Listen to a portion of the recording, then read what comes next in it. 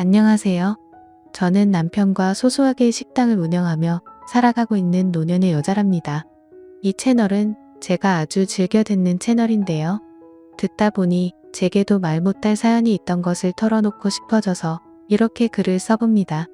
이 늙은이 얘기가 좀 무섭고 그래도 이해해 주시고 잘 들어봐 주세요. 먼저 저희 집에 대해 말씀을 좀 드려보고 시작하려 합니다. 저와 남편은 둘 다 없는 집 장남 장녀로 결혼을 한지라 처음에는 너무나 힘이 들었어요. 고등학교 졸업 후에 바로 작은 회사에서 취직을 해서 일을 하긴 했지만 월급 받은 돈의 거의 대부분은 가족들에게 생활비로 보냈던지라 제가 사용할 수 있는 돈은 거의 없었답니다. 남들 다 예쁘게 꾸미고 화장하고 그럴 때 저는 그저 단정한 검정색 바지와 블라우스 몇 개를 돌려 입으며 그렇게 회사 생활을 했어요. 그 당시에는 왜 이렇게 다들 어려운 집이 많았던지 저뿐만 아니라 많은 사람들이 돈이라는 것에 여유가 없었죠. 저는 누구보다 열심히 살았다고 생각하지만 집안의 생활비와 빚 때문에 늘 힘든 생활을 이어갔던 것 같아요. 그러다가 저는 남편을 만났습니다. 남편은 저와 같은 회사에 다니는 대리님이셨는데요. 저의 절약 정신을 아주 높게 평가하시며 저를 좋게 봐주셨죠. 한 번은 제가 생활비를 아끼느라 도시락을 싸서 다녔던 적이 있었는데 그럴 때면 제게 따뜻한 음료도 가져다 주시고 또 때로는 본인도 도시락을 싸오셔서 저와 함께 드셔주신 적도 있었답니다. 처음엔 그저 그게 직장 선배로서 할 수 있는 일이라고 생각했는데 나중에 알고 보니 제게 마음이 있어서 그랬던 것이더군요. 그러면서 대리님은 제가 항상 무엇인가 필요해서 찾고 있을 때면 어느샌가 나타나셔서 제게 도움을 주시는 슈퍼맨 같은 존재가 되어주셨네요. 소영씨 왜요? 뭐 필요한 거 있어요? 뭘 그렇게 찾아요? 아 대리님 저 아까 분명히 여기 서랍 속에 넣어둔 것 같은데 없어져서요. 분명히 여기에 둔 것 같은데 뭔데요? 작은 메모 수첩이에요. 제가 늘 가지고 다니던 건데 제겐 중요한 것이라서 그래요. 무슨 색이에요? 내가 찾는 거 도와줄게요. 그러면서 대리님은 자신의 하던 일까지 멈추고 저의 메모 수첩을 찾는 일을 도와주셨답니다. 그리고 얼마 지나지 않아 저의 책상 뒤쪽으로 넘어가 있던 수첩을 발견하시고는 무릎까지 꿇고 책상 구석에 끼어있던 수첩을 꺼내 주셨죠. 어머, 대리님 너무 감사해요. 그런데 바지가 다 더러워졌는데 어쩌죠? 뭐 괜찮아요. 금방 털면 돼요. 고마우면 내일 나도 소영씨 도시락 같이 나눠 먹어도 돼요? 아 그럼요. 이렇게 찾아주셨는데 그 정도쯤이야 당연히 됩니다. 제가 내일 어차피 도시락 싸우는 거 넉넉하게 대리님 것까지 싸울게요. 아 진짜요? 생각만 해도 군침이 꿀꺽이네요. 그럼 내일 기대할게요. 그렇게 대리님이 찾아준 제 소중한 수첩에 보답하느라 저는 다음 날 대리님 목까지 도시락을 싸다 드린다고 말씀을 드렸어요. 그리고 퇴근하기 전 내일 준비할 도시락 만찬을 간단하게 장을 보고 메뉴까지 미리 정해놓았죠. 편하게 집에 있던 반찬으로 도시락을 준비하다가 다른 사람의 것까지 준비할 생각을 하니 왠지 모르게 설레기도 하면서 부담스럽기도 하면서 그렇더라고요. 다음날 아침 일은 새벽부터 잠이 깼고 저는 정성껏 도시락을 준비했습니다. 야채와 햄까지 넣어서 풍성하게 만든 계란말이에 콩밥, 미역국과 나물 반찬까지 비싼 건 아니었지만 나름대로 최선을 다해서 따끈하게 도시락을 만들었어요. 그렇게 다음날 대리님과 함께 점심 도시락을 먹는데 제 도시락을 어쩜 그렇게도 맛있게 드셔주시는지 너무나 감사할 정도로 표현을 많이 해주시는 겁니다. 이야 이거 계란말이 누가 말았어요? 진짜 풍성하고 예쁘고 간도 딱 맞아요. 나물이랑 미역국이랑 진짜 하나씩 다 따져봐도 예술입니다. 예술 어머 대리님 그 정도는 아닌데 감사해요. 아니에요. 소영씨 진짜 너무 맛있어요. 소영씨는 마음도 착하시고 얼굴도 예쁘시고 음식도 잘하시고 저 솔직히 딱 제 이상형이세요네. 어머나 저를 그렇게 잘 봐주시니 너무 감사하네요. 진심이에요. 소영씨 저 실은 소영씨 오래전부터 마음에 두고 있습니다. 너무 갑작스러워서 부담스러우실 수도 있겠지만 저는 마음속에 소영씨를 두고 있던 것이 꽤 오래되었다는 거 알아주세요. 너무 갑작스러운 대리님의 고백에 밥을 먹다가 순간 정적이 흘렀습니다. 뭐라고 말을 해야 할지도 모르겠고 갑자기 가슴이 막 떨리더라고요. 그리고 사실 저도 대리님 같이 착하시고 따뜻하게 배려 넘치는 분이랑 결혼하고 싶다는 생각을 막연하게 한 적이 있었거든요. 대리님의 고백 이전에는 그저 좋은 사람이라고 생각만 했다면 고백 이후에는 이상하게도 눈도 못 마주치겠고 가까이 대하기도 부담스럽고 막 그랬습니다. 갑자기 이성적으로 느껴지기 시작했거든요. 그리고 그로부터 조금의 시간이 흐른 후에 저는 대리님께 마음을 열게 되었어요. 사내의 연애를 시작하게 된 것이죠. 20대 중반이 되도록 가족들의 생활비를 버느라 제대로 된 연애도 하지 못하다가 이렇게 한 남자의 연인이 되어 하나부터 열까지 챙김을 받는 느낌이 너무나 좋더라고요. 이것이 바로 인생의 또 다른 행복이라는 생각이 들기도 했습니다. 그렇게 대리님과 저는 1년 정도 연애를 한 후 결혼이라는 것을 하게 되었어요. 하지만 저는 동생이 2명 있는 집의 장녀였고 대리님 역시 동생들이 4명이나 있는 집의 장남이었기 때문에 서로 모아둔 돈도 없었습니다. 그때까지도 동생들의 뒷바라지를 해주고 있을 때였죠. 부모님도 여유가 있으신 편이 아니라 생활을 하기에도 버거운 상태이셨기 때문에 도움을 받을 수가 없었네요. 그렇게 아무것도 가진 것이 없는 채로 반지하 월세방을 얻어 신혼살림을 시작하게 됐어요. 지금 같으면 돈도 없는데 왜 그렇게 반지하 방에 살면서 결혼까지 했을까 하는 생각을 하시는 분도 계실 겁니다.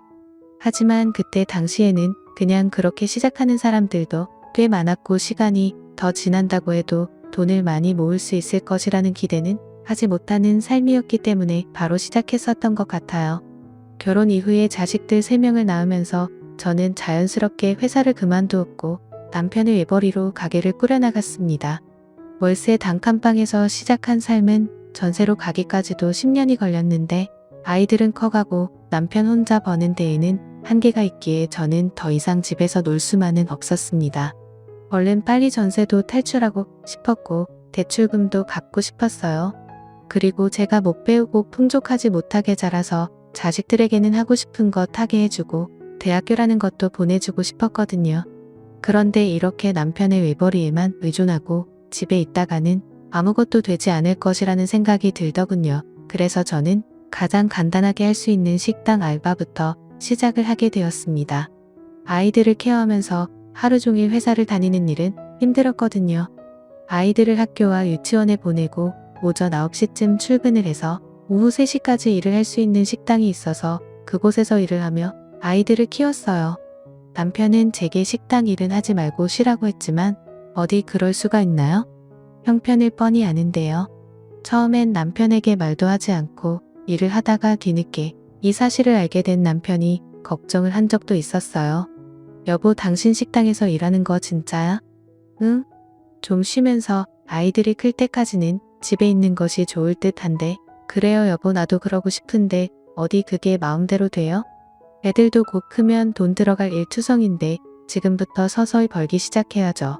당신이라고 키우느라 몸도 별로 좋지 않고 그런데 꼭 그렇게 식당 일까지 하게 하고 싶진 않아서. 그래, 난 괜찮으니까 신경 쓰지 말아요. 식당 일도 하루 종일 하는 것도 아니고 낮에 잠깐 하고 들어와서 애들 챙기면 되니깐 오히려 나도 집에만 있는 것보다 더 활기차고 좋은데요.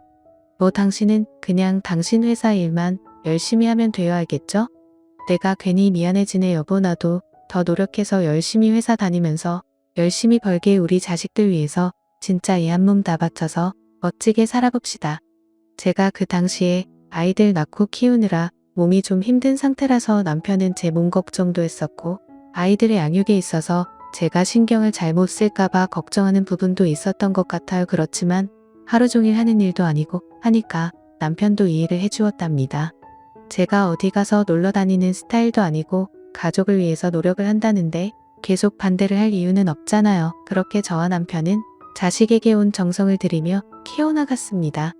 남들보다 가진 것이 많지는 않았지만 최대한 생활비를 아껴 쓰면서 자식들의 교육에 많이 투자를 했고 하고 싶다는 것, 하고 싶다는 것에 있어서 포기를 하게 하지는 않았어요. 덕분에 아이들은 학교에서 학급회장도 하고 공부도 상위권을 유지하면서 무럭무럭 성장해 나갈 수 있었답니다. 그러다가 남편이 잘 다니고 있던 회사에 부도가 나게 되었고 오랜 기간을 아주 열심히 한 군데 회사밖에 모르고 지내던 남편은 한순간에 백수로 전락하고 말았어요. 퇴직금 부분도 제대로 해결이 되지 않은 상태로 말이죠.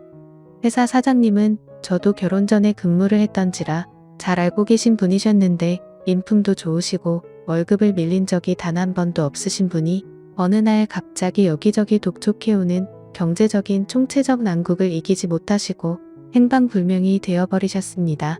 안 되는 놈은 뒤로 자빠져도 코가 깨진다더니 그렇게 성실하게 한우물만 파던 남편의 회사가 그렇게 되니 세상이 원망스럽더군요. 그때 저는 식당에서 일을 하며 아이들을 키우고 있었는지라 많은 월급을 받지는 못했어요.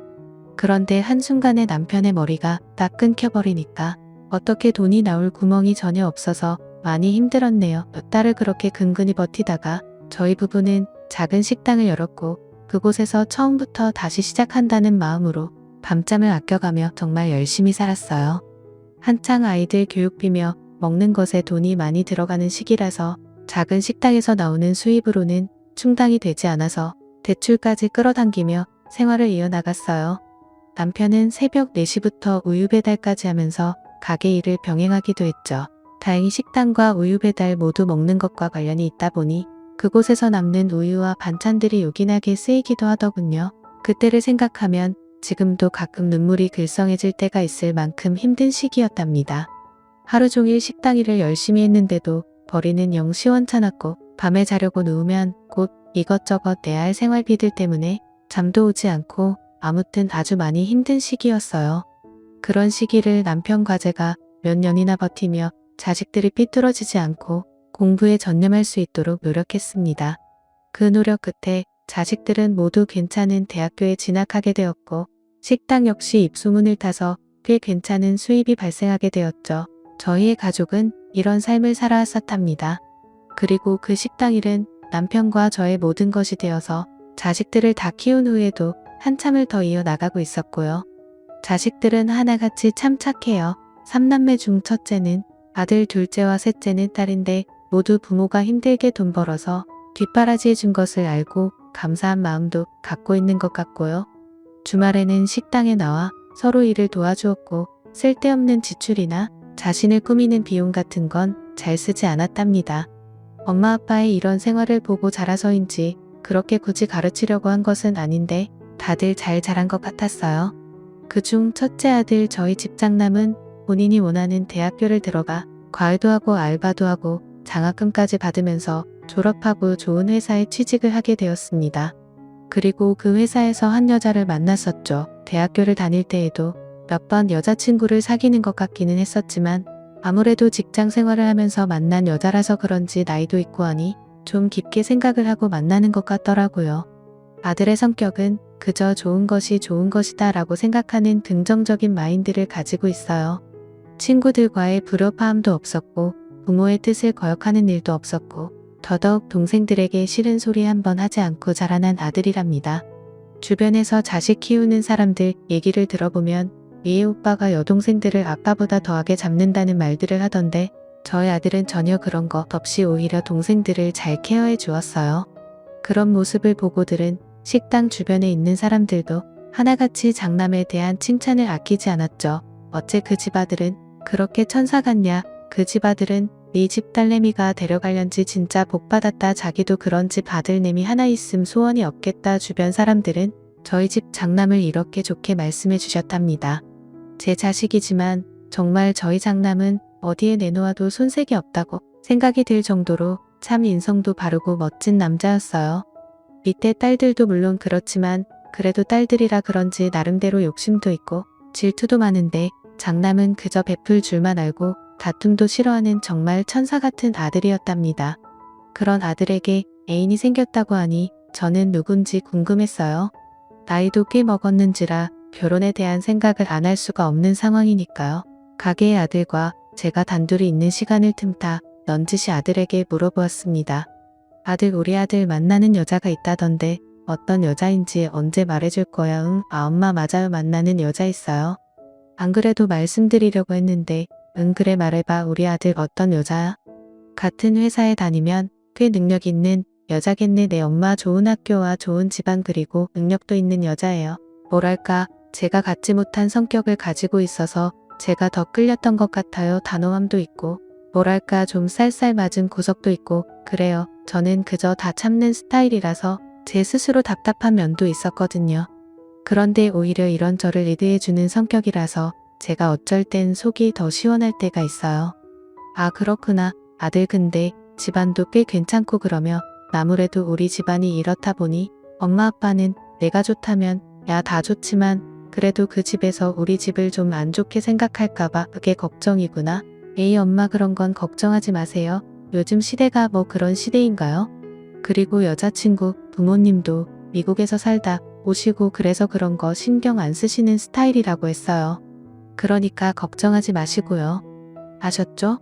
부모님은 제가 누구보다 존경하는 분이라는 거 잊지 마세요. 그래 고맙다 아들은 현재 만나고 있는 애인에 대해서 말해주었고 좋은 집안과 능력을 갖고 있다는 말에 솔직히 조금 두렵기도 했습니다. 결혼이라는 게 환경이 좀 비슷한 사람들이 만나야 편한 것이잖아요. 저희 집은 말씀드렸다시피 배움이 짧은 부모, 식당, 별 볼 일 없는 경제력 등 뭐 하나 뚜렷하게 내세울 것이 없기 때문에 환경적으로 많이 다르다고 생각이 들었죠. 아들에게 그 말을 듣고 나서 남편과도 이 부분에 대해서 얘기를 해보았는데 남편 역시 저와 같은 생각을 갖고 있더라고요. 그래도 지금껏 저희 부부가 이렇게 합심해서 열심히 잘 살고 있는 것도 서로의 어려움에 대한 이해를 하고 있었고 그 마음을 알기 때문이라고 하면서요. 하루 이틀 살 것도 아니고 평생을 함께 할 건데 너무 다른 환경인 사람이 만나면 힘든 부분이 반드시 있을 것이라고 했어요. 저와 남편은 이런 마음을 갖고 있었지만 아들의 생각은 달랐습니다. 생전 저희 부부에게 이렇다 할 반대 의견을 내세운 적이 없는 아들이 어느 날 저희 부부에게 이런 말을 하더군요. 엄마, 아버지 저 결혼하고 싶어요. 뭐? 결혼? 네, 결혼이요. 저희들 다 서로를 강하게 원하고 있기 때문에 굳이 시간을 끌 필요는 없다는 생각으로 결론을 내렸어요. 지금 제가 가진 것은 별로 없지만 그래도 좋은 회사에 같이 다니고 있으니까 돈이야 벌면 되는 거고 크게 다른 부분은 어려울 것이 없을 것 같다고 생각했거든요. 아니, 저기 아들 사실 내 아버지랑 얘기를 해봤는데 아무래도 그 여자는 너무 우리 집이랑은 맞지 않는 것 같은데네. 우리 집과 맞지 않는다고요. 그게 무슨 말씀이세요? 당사자 둘만 좋으면 되는 거지 부모님과 함께 평생 살 것도 아닌데 그게 무슨 상관이에요? 걱정하지 말라고 말씀드렸잖아요. 저기 엄마, 아버지 말은 아무래도 여자 쪽이 너무나 잘나고 집안이 그러면 우리 귀한 아들이 무시당하고 그럴까봐 그게 걱정이 돼서 말이야 아이 그런 거 생각하시지 말라고 했잖아요. 지금 시대는 많이 변했어요. 옛날 옛적 얘기는 그만하세요. 저희는 이대로 결혼 진행하고 싶어요. 저와 남편은 아들에게 살짝 반대 의사를 내비쳤지만 아들은 생전 처음 보는 단호한 말투로 저희 부부의 의견을 거슬렀습니다. 그러면서 결혼을 빨리 진행하고 싶다는 말까지 하더군요. 아무리 생각해도 이건 아들의 스타일이 아닌데 왜 그럴까 생각을 해보니 아들의 애인이 혹시나 이렇게 하라고 시킨 것이 아닐까 하는 생각도 들더군요. 예전에 아들이 했던 말과도 어느 정도 연관성이 있는 것 같았고요. 단호한 성격과 리드를 해주는 성격이 좋아서 끌렸다는 말이 계속 머리에 되네요. 저희 부부가 아무리 반대를 해봤자 아들의 단호한 결정을 바꿀 수 없다는 생각이 들었어요. 그러다 괜히 아들과의 사이만 나빠질 수도 있다고 생각했고요. 주변에서 보니 결혼을 할 때 심하게 반대를 해서 결혼하고 나서는 얼굴도 제대로 보러 오지 않는다는 말을 많이 들었었거든요. 아직 일어나지도 않은 일에 대한 걱정 때문에 아들과의 사이가 나빠질 수는 없었기에 저희 부부는 아들의 애인을 한번 만나보기로 결정했습니다. 어떤 여자인지 직접 보고 결정해도 될 것 같아서요. 하지만 여자친구가 저희 집에 와서 처음 인사를 하던 날 저는 더욱더 결혼을 승낙하고 싶지 않았습니다. 사람은 자고로 느낌이라는 것이 있잖아요. 그래도 식당을 하면서 인생을 살다 보니 꽤 많은 사람을 대하면서 사람에 대한 감이 생겼는데 이 여자는 아무래도 저희 아들을 행복하게 해줄 것 같지는 않았거든요. 하나부터 열까지 손 하나 까딱하지 않고 제 아들에게 살짝 귀속말로 속삭이며 조정하는 것 같은 모습이 정말 보기에도 좋지 않았고 느낌도 좋지 않았어요.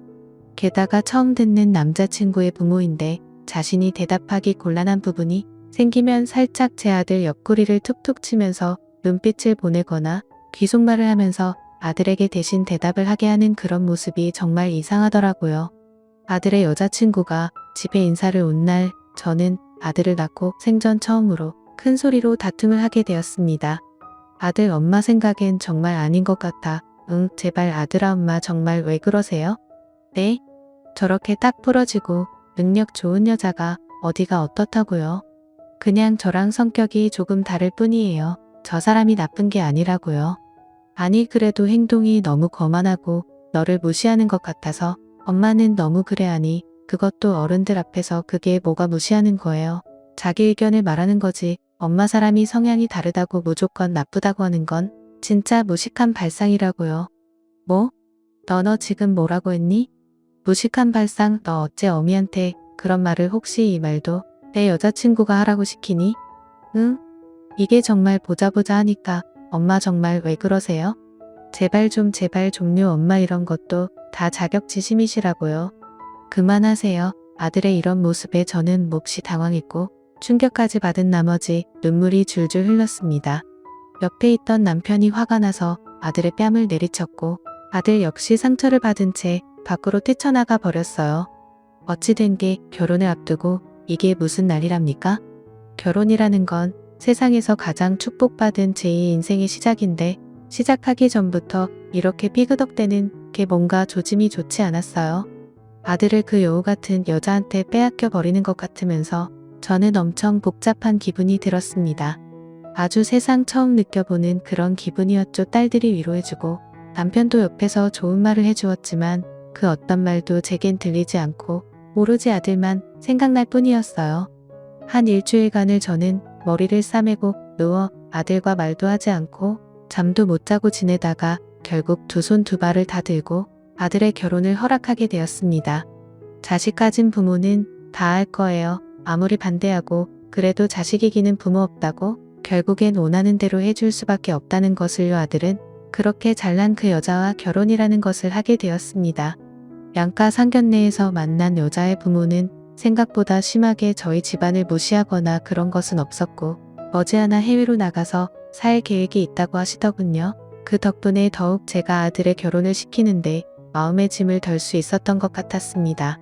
그동안 장남의 몫으로 저축해둔 돈의 대출까지 더해서 아들의 작은 신혼집을 마련해 주었고 며느리 역시 집안에 경제적인 여유가 있어서인지 집을 구하는데 돈도 보탰고 집안에 들어갈 가정가구도 부족함 없이 고급스러운 제품으로 준비를 했더군요. 같은 회사에 다니며 알콩달콩 사는 모습을 보니 또 괜히 결혼을 반대했나 싶기도 하면서 오히려 결혼 후에는 마음이 편안해졌습니다. 사람 사는 것이 다 이런 것이라며 주변 상인분들도 위로와 축하를 해주었고 그래도 잘난 며느리 능력 깃는 며느리를 얻게 된 것도 다 아들의 복이라고 해주더군요. 남편과 저는 그렇게 마음의 위안을 삼으며 하루하루 열심히 또 식당을 운영해 나갔습니다. 어느덧 아들이 결혼한 지 3년이 넘어간 시점이었는데 아직 소식이 없더라고요. 저는 그래도 은근히 손주를 기다리고 있었거든요. 결혼하고 나서는 식당에 자주 오지 못하는 아들에게 잠시 할 말이 있다고 하고 식당으로 불러서 밥을 먹이며 물어보았습니다. 저기 아들 요새 힘들어하니 새 신랑 얼굴이 왜 이렇게 안 됐어? 왜 이렇게 거칠어? 에이 엄마 무슨 새 신랑은요. 결혼한 지 3년도 넘었는데 그러게 벌써 세월이 그렇게 됐네. 저기 혹시 너네 아이 생각은? 저기 아직 회사에 다니고 있어서 이세는 좀 나중에 가질 생각이에요. 저도 그렇게 생각하고요. 아이가 생기면 아무래도 회사에 다니기가 좀 힘들게 되니까요. 그래도 나이도 있고 한데 혹시 뭐 너네 사이에 문제 있는 건 아니지? 응 아니에요 엄마 문제는요? 무슨 전혀 아니에요. 전혀 걱정 마세요. 그래 아니면 된 거지. 근데 우리 아들 왜 이렇게 거칠어? 응 아니 그리고 이거 뭐야? 잠깐 얼굴 좀 돌려봐봐. 이게 무슨 자국 혹시 이거 손톱 자국이니? 응? 아니에요 엄마 아니에요. 면도하다가 면도는 무슨 이 엄마를 바보로 알아? 목 밑에 쪽을 왜 면도를 하니? 응? 이리 와봐. 여기 엄마나 어머나 세상에 여기부터 여기도 그렇고 저쪽도 엄마 이게 무슨 일이라니. 세상에 엄마 집에 가요. 잘 먹었어요. 아들아 오랜만에 가게에 들른 아들의 목 아래 부분에는 손톱 자국 같은 것이 여러 개나 있었습니다. 밥을 먹느라 넥타이를 풀고 목까지 채웠던 셔츠를 풀면서 단추 여러 개를 푸니 확연하게 보였거든요. 아들은 면도를 하느라 그랬다고 하며 둘러댔지만 면도를 하는 부위도 아닌데다가 누가 봐도 선명하게 손톱 자국이 나 있었어요. 저의 계속되는 추궁의 아들도 더 이상의 변명은 불가했는지 그대로 자리를 피해서 나가버리더군요. 순간 제가 뭘 본 건지 정신이 어떨떨했다가 얼른 정신을 차려서 다시 생각해보니 혹시 며느리에게서 긁힌 자국이 아닐까 하는 생각이 들었습니다. 콧대 높은 며느리는 결혼하고 피곤하고 바쁘다는 핑계로 정말 3년이 넘도록 딱 2번 저희 식당에 왔었거든요. 작년에는 설날 명절에도 몸이 좋지 않다는 핑계를 대고 코빼기도 비추지 않았고 말이죠. 이대로 그냥 넘어가기엔 제분이 풀리지 않아서 저는 그 즉시 며느리에게 전화를 걸었습니다. 처음엔 전화를 받지 않더니 연속으로 5번쯤 전화를 걸었더니 그제서야 받더군요. 네, 어머님 웬일이세요? 그래, 나다 어떻게 시어미한테 안녕하세요 인사도 없이 웬일이냐는 말부터 하니? 용건 있으니 전화를 하셨을 거 아니에요. 마침 잘 됐어요. 저도 드릴 말씀이 있었는데 그래, 할 말이 뭐니? 난 내 아들 목 아래쪽에 손톱 자국이 쫙쫙 난 것에 대해서 물어보려고 전화했다. 그거 내가 한 거니? 응? 네, 제가 했어요. 제가 그랬다고요. 고소하고 싶으시면 고소하세요. 저 어차피 이혼할 거니까요. 뭐가 어째. 너 지금 뭐라고 했니? 저는요, 바람 피우는 남자랑 못 살아요. 잘나신 아드님이 술집 아가씨랑 바람을 피우고 재미 보고 다니시더군요. 화가 나서 제가 손톱으로 좀 긁었어요. 아니, 더한 것도 하려다 참은 건데 뭐 더 할 말 있으세요? 네? 너 지금 그게 진짜니? 어디서 말도 안 되는 우리 아들이 그럴 애가? 그렇게 못 믿겠으면 직접 물어보세요. 전 이제 그 더러운 놈 말하고 싶지도 않으니까요. 그리고 앞으로는 전화도 하지 마세요. 이제 남이니까요. 며느리의 충격적인 말들이 이어지고 전화는 일방적으로 끊겨버렸습니다. 저는 순간 무슨 말을 들은 건지 정신이 멍한 상태로 전화기만 계속 붙들고 있었네요. 꿈인지 생시인지도 모르겠고 방금 며느리가 말했던 그 말이 사실인지도 모르겠고 그냥 하나부터 열까지 믿고 싶지 않은 것들 뿐이었어요. 그 전화를 끊고 벌벌벌 떨면서 식은 땀까지 흘리고 있었을 때 막내딸이 식당에 들렀어요.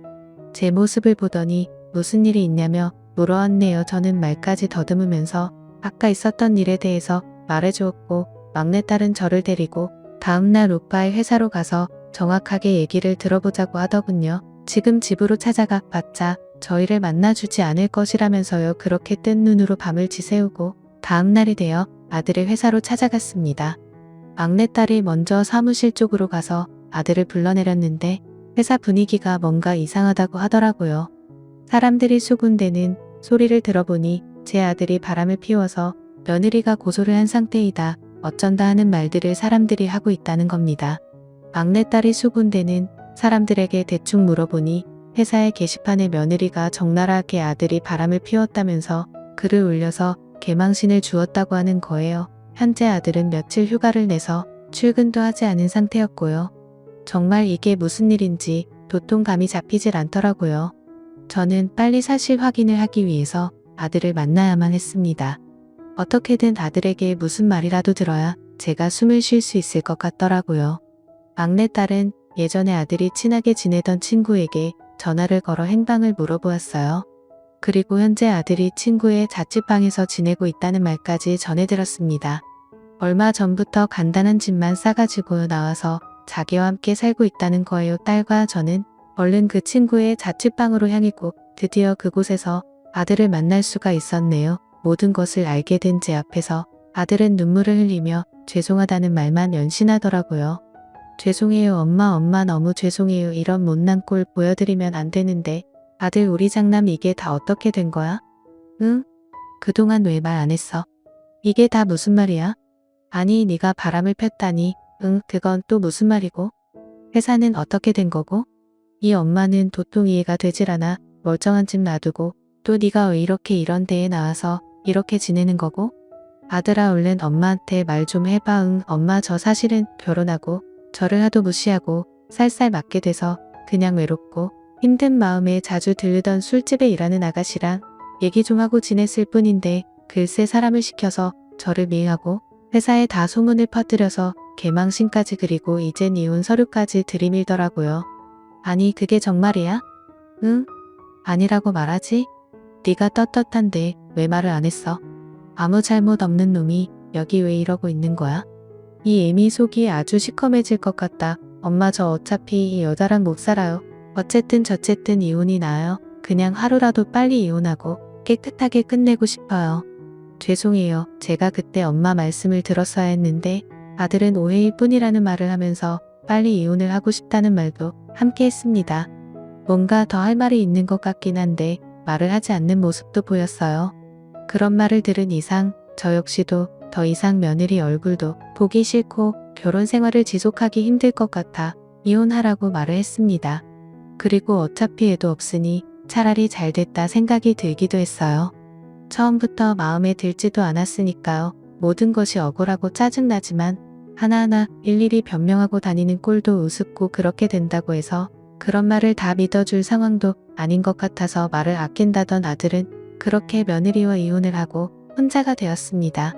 갑작스러운 이혼에 가족들 모두가 많이 힘들어했지만 그래도 집안에 들어와 따뜻하게 제가 챙겨주고 하다 보니 아들은 조금씩 안정을 되찾는 것 같았습니다. 그런데 얼마 지나지 않아서 너무나 황당한 소식이 들려왔어요. 이혼한 전 며느리가 얼마 지나지 않아 재혼한다고 하는 겁니다. 그것도 아들의 회사 거래처의 남자와 말이죠. 이 소식을 어떻게 들은 건지 막내딸이 제게 몰래 전해주더라고요.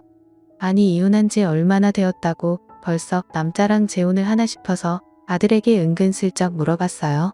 이혼은 얼마 되지 않아 회사를 이직했지만 그래도 그곳에 친구들이 있으니 소식을 다 알고 있을 것 같았으니까요. 왜 물어봐도 돼. 아들이 별로 안 좋아할 얘기라서 엄마가 뭐가 궁금하실지 알아요. 맞아요. 재혼한다고 하더라고요. 사실 그 전부터 남자 있었어요. 저랑 결혼하고 얼마 안 돼서 한번 들켰거든요. 뭐라고 정말이야? 넌 그걸 왜 말도 안 하고 꼭 참고 있었어? 응? 이 바보 같은 놈 참을 게 따로 있지. 그냥 그때는 그렇게 해주면 미안해서 마음 잡을 줄 알았죠. 근데 그 사람은 절대로 변하지 않나 봐요. 그때 걸렸던 그 남자랑 지금 재혼까지 하는 걸 보면요. 아유 이놈아 이 착해 빠진 놈 널 진짜 내 속으로 낳았지만 이해 못하겠어. 아유 엄마 그냥 그 얘기는 그만하고 싶어요. 아들은 더 이상 그 얘기에 대해 말하고 싶지 않아 해서 물어보지는 못했지만 제 마음 한켠에서는 끓어오르는 분노가 들끓고 있었습니다. 그리고 언젠가 한번 이 여자를 제 아들에게 했던 것처럼 개망신을 한번 줘야겠다는 생각까지 들었어요. 직가한 짓은 생각도 못하고 아들에게 한 행동을 보면 너무나 기가 막히고 황당하잖아요. 착해 빠진 아들을 이용해서 그렇게 행동한 여자를 언젠가는 제가 한번 꼭 만나서 본때를 보여줘야겠다는 생각을 마음속으로 계속하면서 세월을 보냈습니다. 그리고 그로부터 1년 반 정도가 지났을 무렵 재혼한 전 며느리가 자기 아들 돌잔치를 한다는 것을 알게 되었어요. 그 집 친정엄마가 제 번호를 저장해 두었는데 삭제하지 않은 상태로 손주의 돌잔치 초대장을 단체로 보낸 것이죠. 너무 황당하고 기가 막혀서 할 말이 없더군요. 그러다 갑자기 잘 됐다는 생각이 들었어요. 언제 한 번은 만나서 혼쭐 내주고 싶었는데 이날을 이용하면 된다는 생각이 들었거든요. 제가 누군지도 모르고 떡하니 돌잔치 초대장을 보낸 친정엄마라는 몇 편 내의 면상도 궁금했고 무엇보다 이혼하고 얼마 되지 않아 상간남과 재혼해서 얼마나 뻔뻔하게 아들 돌잔치를 하는지 모든 것이 궁금했거든요. 아들에게는 비밀로 하고 막내딸을 불러서 전며느리의 아들 돌잔치 장소로 향했습니다. 혹시 몰라서 미리 뭐라고 말을 할지 멘트까지 연습해서 갔어요. 혼자 가면 좀 그랬겠지만 그래도 똘똘한 막내딸과 함께 가니 마음의 위안도 되더군요. 드디어 장소에 도착을 해서 저는 두근거리는 심장을 안고 찾으러 갔습니다. 이미 식장 안에는 많은 사람들이 모여서 인산인해를 이루고 있더라고요. 그런데 저 멀리서 웅성대는 소리와 함께 굉장히 시끄러운 소란이 일어나고 있었어요. 뭔가 싸움이 나는 것 같았죠. 무슨 소리인가 점점 가까이 가면서 들어보니 돌잔치의 주인공인 한복을 입은 남자와 낯선 남자 둘이 주먹 다짐이 오가고 있는 겁니다. 그러면서 둘이 서로 하는 멘트가 가관이었는데요. 이 자식이 정말 보자니까 내가 한 번은 봐준다고 했지. 그러면 조용히 살면 되지 여기가 어디라고 또 기어들어와. 어쭈 어디 우리가 한번 만나고 끝날 사이 같냐? 너도 바람 피워서 재혼한 주제에 너도 잘 알잖아. 저 여자가 어떤 여자인지. 금방 남자한테 실증 내고 또 금방 버리고 자기 장난감처럼 부리는 여자라고. 뭐 이 자식이 정말 너 혼나볼래? 너네 아들 유전자 검사는 해봤냐? 내 아들일 수도 있다는 거 몰라? 어디서 이놈이 입을 함부로 놀려. 이 나쁜 놈아. 퍽퍽퍽. 남자 둘은 뒤엉켜서 주먹 다짐을 하며 싸우고 있었고 제 맏며느리는 둘을 말리느라 한복 치마 저고리가 풀린지도 모르고 머리는 귀신같이 헝클어져 있더라고요. 돌잔치를 맞은 며느리의 아들은 안사돈 품에 안겨 울고 있고 식장 안에 사람들이 웅성웅성대며 난리도 아니었습니다. 아니 제가 찾아와서 한바탕 혼쭐을 내주고 개망신을 주고 싶었는데 이건 뭐 다른 사람이 알아서 제 일까지 해결해 준 것 같은 그런 느낌이 들더군요. 잠시 뒤 그곳에 경찰까지 오는 것을 보고 저는 막내딸과 유유히 그곳을 빠져나왔습니다. 도대체 그녀는 어떤 사람이었을까요? 어떤 행실을 하고 살아왔길래 저렇게 남자들을 몇 명이나 걸치면서 만나며 살아온 건지 도통 이해가 되지 않더군요. 식장 안에 낯선 남자가 했던 말처럼 그저 장난감처럼 금방 실증 나면 갖다 버리고 새로운 거 찾고 그러는 여자인가 봅니다. 자신의 아들의 돌잔치에 남자들이 서로 자기 아들이라고 우기면서 싸우는 경악할 모습은 정말 참으로 세상 가장 추악한 일이 아닐까 싶네요. 제가 벼르고 벼르던 며느리의 개망신은 이렇게 다른 사람이 대신해 준 것으로 끝이 났습니다. 그리고 굳이 제가 하지 않아도 본인이 저지른 일에 대해서 대가를 치르는 것 같아 보이네요. 절대로 죄짓고는 못 산다는 말이 있잖아요. 정말 그 말이 딱 맞는 일이 아닌가 합니다.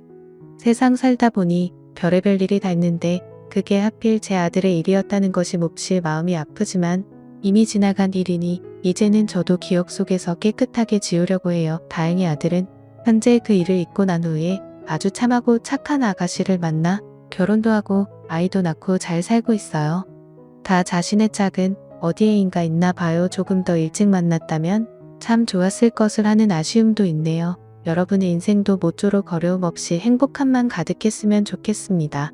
제 긴 이야기 끝까지 들어주셔서 감사해요. 이번 사연은 여기까지입니다. 함께 읽어주셔서 감사합니다.